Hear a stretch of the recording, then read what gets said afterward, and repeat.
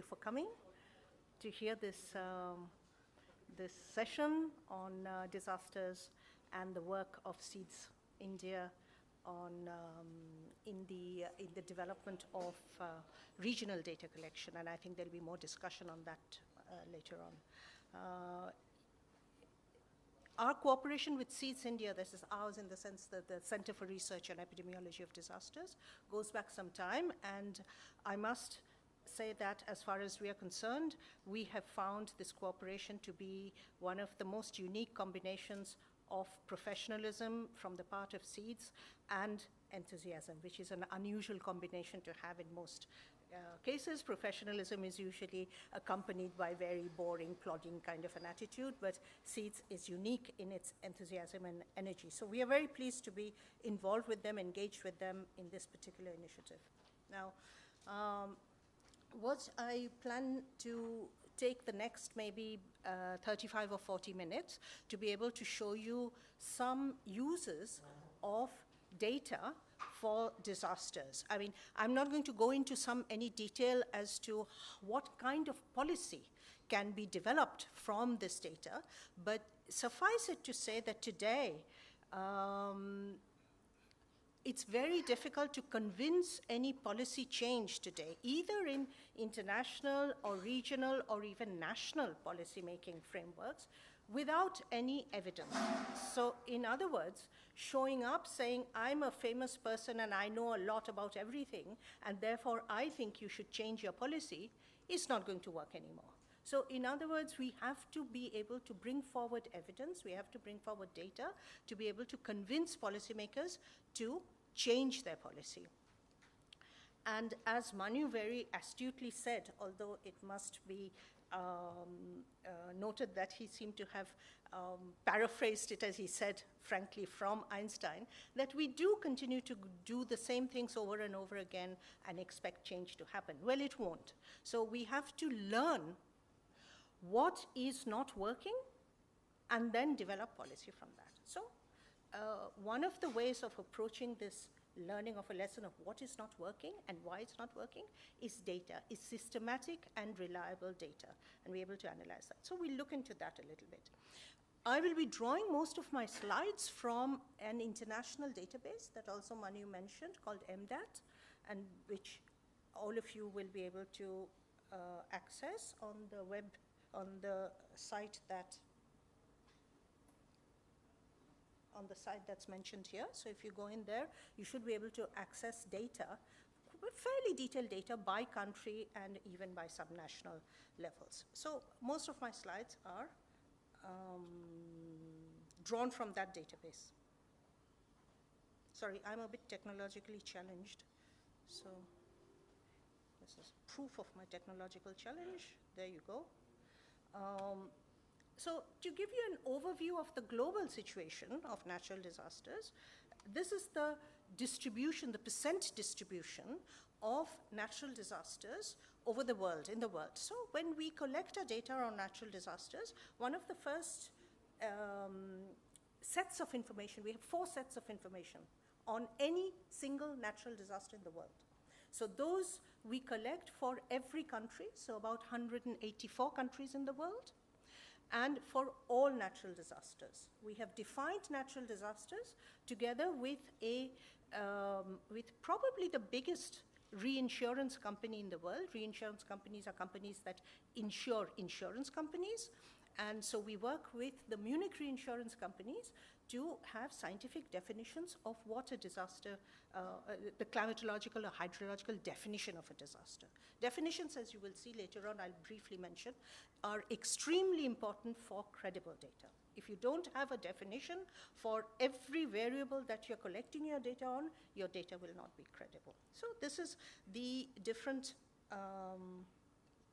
distribution, the distributions of the different disaster types, and here are the codes of the disasters at the very high level, at a very high level in the sense these are very broad definitions. Normally in our database, each of these items will be subdivided and then subdivided. So people who are very specialized and want to work only on riverine floods or on some convection storms or some, more detailed type of disaster, they can actually see exactly what those kinds of disasters have had as an impact. I wanted to actually just point out something. I just wanted to point out here that you do see that nearly half of the disasters are in fact water related. And we'll look into that a little more, looking at climate related disasters, which are actually, pressing the wrong button. This one are storms. These guys, earthquakes, this is not climate related. This is climate related. This can be climate related. Landslides, there are wet landslides and dry landslides. Where are we here? Droughts, climate related. Wildfires can be climate related. As you know, there's been very, very big wildfires and wildfires in Portugal and in California, as you must have read in the papers. And the last guys are what? Volcanic. That's not. So, the climate extremes, which is commonly called climate extremes, include floods of all types, droughts of all types, extreme temperatures, which are cold waves and heat waves. Heat waves is an issue that's a very important issue, especially in South Asia and in parts of Africa, not in all of Africa, and is very neglected. We do a very bad job in measuring the impact of heat waves on people, both on people and on the general ambient conditions. And that really needs to be addressed. Cyclones, hurricanes, and typhoons, all of these together consist of the climate extremes. And the overall world distribution looks a bit like this.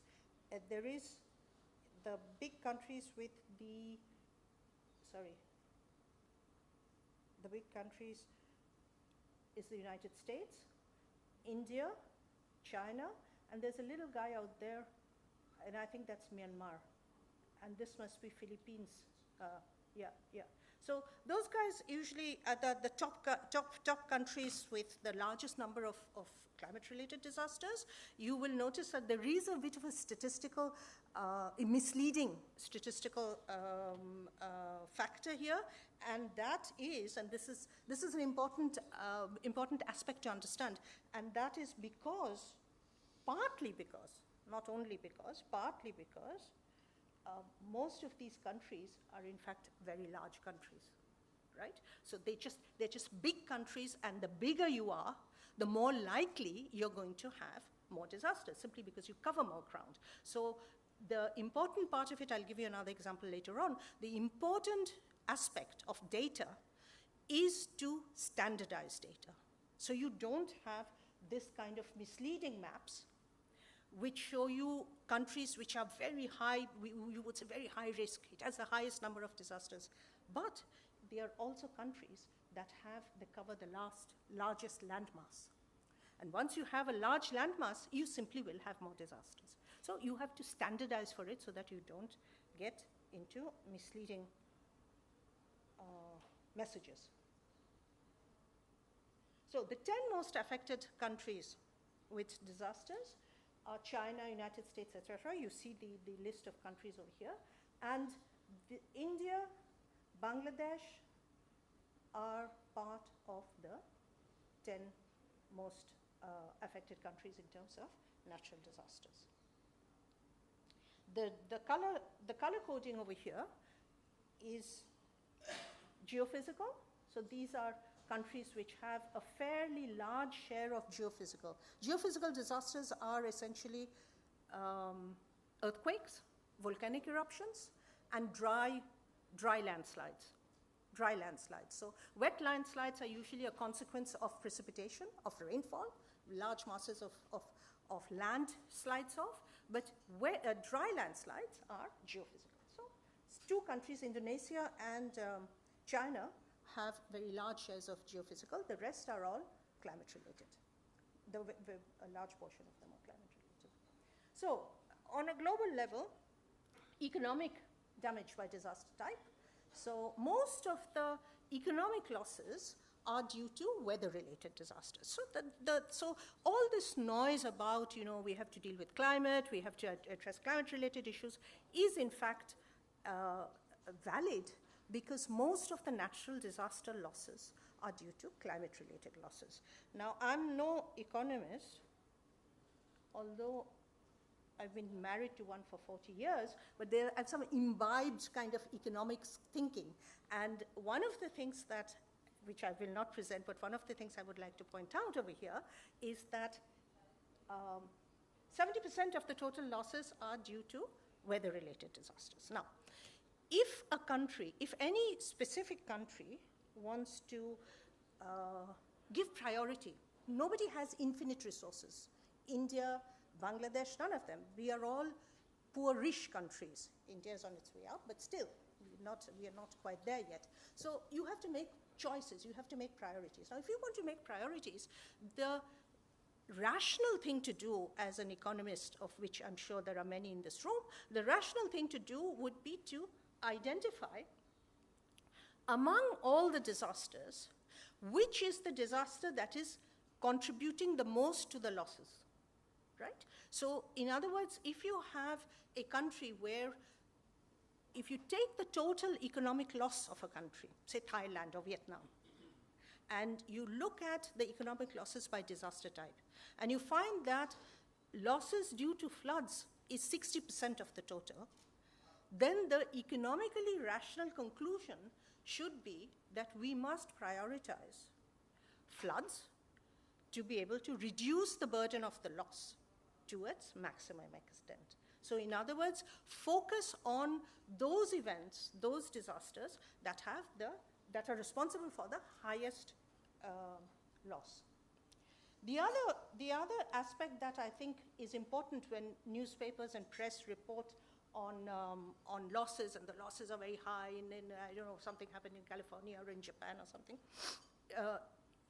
it's important to underline that countries with high value assets, so countries who have land value that's very high, is always going to have very high economic loss. Not because the disaster itself was a catastrophic event, but because the value, for example, of land is going to be much higher, and therefore the value of the loss will be much higher. So one has to keep that in mind. So in other words, a very big disaster, say in a place like Bombay, or in a high-value area of Bombay, will be higher than the loss in some remote area of, I don't know what, Himachal Pradesh. So, I mentioned earlier on the importance of standardization by land mass. And when we looked at the world map, we saw that the land mass can actually determine the number of disasters that have occurred. So it needs to be standardized. Otherwise, all big countries will be on top and all small countries will be at the bottom. So one of the ways of this standardization issue is economic loss. So when you have economic losses, what happens, as I just said before, is that when you have a poor country or a poor area, the economic loss is smaller, simply because it's a poor area. The housing doesn't have any value. The housing of poor peasants are shacks, no value. The land has no value. So the economic loss becomes very small. And so exactly the opposite side of the coin is when you have places with high value properties. Florida, you have a storm in Florida, and you have the property value is so high that the economic loss becomes very high. One way to standardize it is, this is just an example, is we took the EU countries by its GDP in quartiles and divided them, classified them into quartiles. And the quartiles were, these were the poorest, these were the next poorest, these were the, not the next poorest, I think it's better to start the other direction. Yes, better to start at these were the richest, those guys. Belgium, Denmark, Finland, Germany, Luxembourg, Netherlands, Sweden.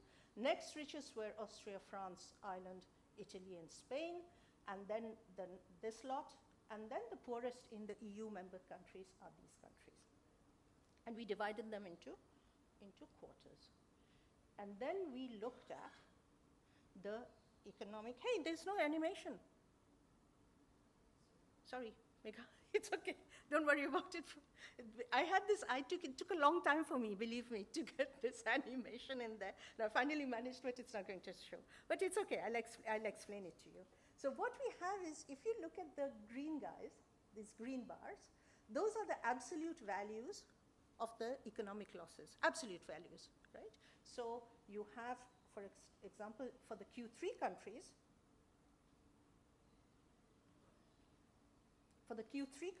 which are these guys, for the Q3 countries, you have nearly 250 billion losses. And then you have the Q4, which were the richest guys, but it's a bit lower also because the countries were smaller. Then Q2, who was the last but one poorest, and the poorest. And these guys were actually losing, for the same period, less than 50 billion on losses. But if you standardize it by share of the GDP, if you standardize it by the share of the GDP, then you get a completely different pattern. Those are the yellow bars. So then suddenly the poorest countries, which have lost only 50 billion, are in fact losing nearly 25% of their GDP share. And then you have the Q2, and then you have these other guys whose, I mean, the Q4 actually, it's a very small percentage, and the Q3. So in other words, the pattern, which goes like this for the absolute values, will actually become like that if you look at the shares. So this whole presentation and what I'm presenting here, what I'm talking about here, is part of an effort to develop a sustainable system for a regional data collection operation. And you know, today things have evolved a lot since REMDAT was put in place, and technology has changed the way you look at data. And the other important part of data, and this is something that maybe Angshu will mention a little more, the other important part of data today is that nobody has a monopoly on this. Not the governments, not the NGOs, not the institutions, specialized national statistics. Nobody has a monopoly on data. The data has now become on a public forum. It can actually be driven by citizens' participation, and this is an incredibly important sea change in the way we are looking. 10 years ago, 15 years ago, data was monopoly, and data was power. Data is still power, but information is still power, but the source of information and the way it's managed has completely changed, and we have to move with that change. So the REMDAT pilot countries, I think Angshu will mention more, are Bangladesh, India, Myanmar, and Nepal. We plan to start with these 4 countries, and then if it works in these 4 countries, we would roll it out to further countries. So what are we basically looking for? We are looking for improved data collection on losses through local volunteer network. I will not go through it into any more detail. Manu has already mentioned it, and Angshu will give a little more detail on this. Geocoding of impact footprints.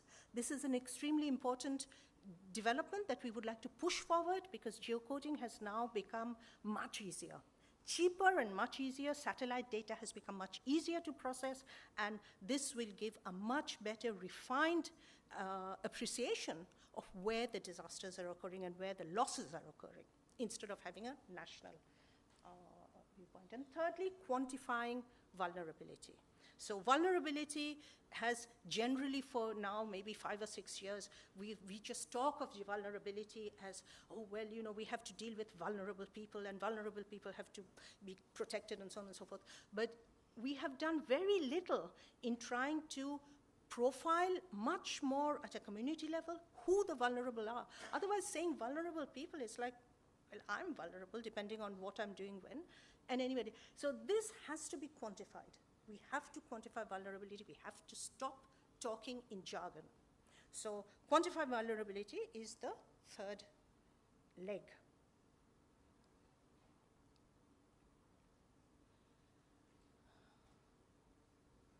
these are India's maps made from at least slightly more disaggregated data, that is based on zillas. Zillas are districts, right? No. Yeah? Jila. Districts. So this is already good, admin 2 levels. This is already good, and this is what the maps, both the maps are actually the same. These are what the maps look like on floods in India by districts. This is for 10 years. And you can see that, in fact, you can see where the hotspots are. So if the national program has budgetary restrictions, which we all do, then you can see where you will get the biggest bang for your buck. So in other words, these are the places, this particular places, and the other dark blue ones are the places where the country is getting whacked by floods repeatedly. And so this is where the money should be targeted. This shows you the events by the 4 countries of the REMDAT, and most of the countries are showing an increase. There has been a recent decrease in the number of events in, who's the orange? It's India. It had to be, of course. There's a little bit of a decrease in the last few years, but the rest of them, yellow is Nepal. This is all of 2000, and the last year has been rather a clement year actually for disasters. But this is what it looks like. What we are facing, the big challenge we're facing right now, is that we have the number of events by these admin 2 disaggregated. What we don't have is we don't have the number of deaths or the losses by the districts. So in other words, we can see where the disasters occurred by the district, but the losses we have is for the whole disaster. And that has to change.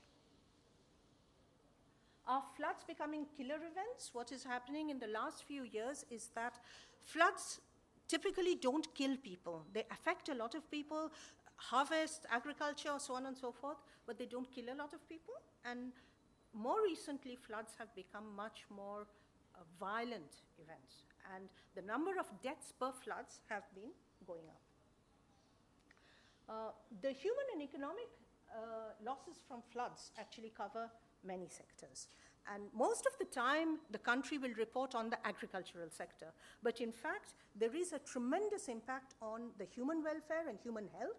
And we've been working on that a great deal, on leptospirosis, on diarrheal disease, on all kinds of vector-borne diseases that occur following the flood that we don't capture at all. And other sectors such as tourism. This was really very revealing. It's in Africa actually, but it's not. But it could have been in any one of our countries, because you can have the animals who are tourist attractions on which tourist economy depends are affected by the floods. And therefore, in Mozambique, for example, they have a special program to protect the animals from floods so that the tourist sector is not affected. Concretely, do floods trigger malnutrition in children? So these are specific areas that people have to look at. Do they trigger malnutrition? This is a community level issue. It is not there are a lot of floods in India and it's a very bad thing. No, let's see whether it actually affects people. And so we looked at, in Orissa, this was a study in Orissa, and it looked at high risk of stunting in children living in flooded areas. So in other words, if you take poor children, the same level of poverty in children, and you compare those children living in flooded areas and those children living in non-flooded areas for equally poor children, there is a great deal more, significantly more stunting. So in other words, children remain, their skeletal growth is affected. And so they will be shorter than the children in the next door village. The cohort of children less than 1 year presented the largest difference. So the more very small children exposed to flooding, the more the effect of the flood will be seen in those children. So in other words, we have to protect very small children and their mothers from the effects of flooding, having defined what the effects of flooding are. And then the conclusion of the study, which was published in the British Medical Journal, said that the focus should be on reducing early exposure. So the smaller the child, the more the program should focus on protecting that child and that mother from the effects of the flood. And the study was a population-based study, a village-based study, so we took primary data for it. It was not a conceptual piece of work. So it has some scientific value to it.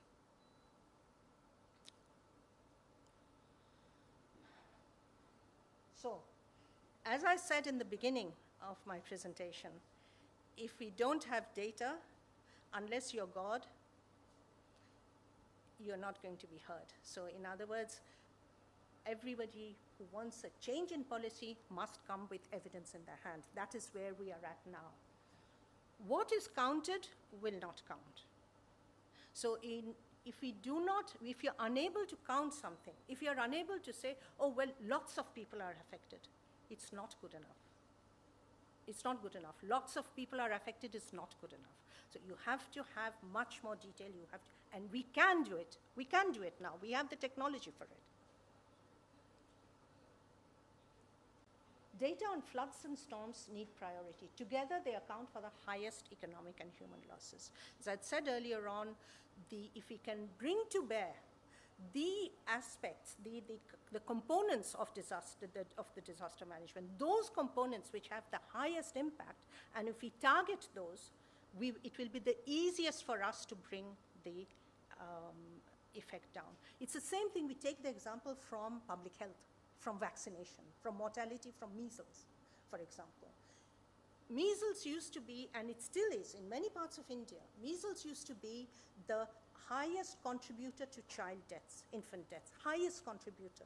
So in other words, if we are able to successfully vaccinate all children against measles, just like they have in Europe, right? Successfully vaccinate all children against measles, infant mortality will be more than halved. So just one intervention will reduce the infant mortality in half. And this is the same analogy here. If we look at floods and storms, they are the biggest contributor to disaster losses. So if we have limited resources, we should focus our resources on those factors that contribute the most to disaster losses. And that is the end of my presentation. Thank you very much for your attention.